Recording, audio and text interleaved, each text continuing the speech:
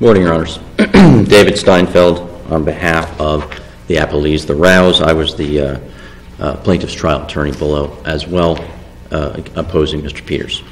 Before I begin, since there are three distinct issues that the appellant has laid out, one is the issue with contract, the second is the issue with civil theft claim that the Florida Cardiovascular brought, and the third is Judge Moll's decision to strike the counterclaim. Are there any specific areas that the court wishes to focus on? I noticed that the appellant did not address the civil theft claim issue. These have been well briefed by both parties. To save some time and energy here in judicial labor, is there any area that the court would rather focus in on? Why don't you go ahead and start with the main issue? Yes, sir. The contract issue. Okay.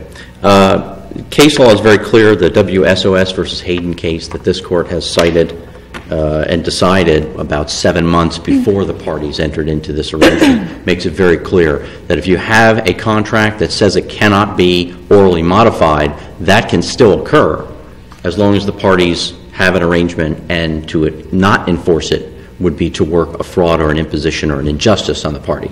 Here, the trial court, Judge Moll, was tasked to determine whether there was substantial and competent evidence. That was the standard that he was guided by from this court. Substantial and competent evidence to determine whether these two parties agreed that there was going to be a split at the end of the year, some 3 months before the contract was to expire. And there was substantial and competent evidence in the record to support this.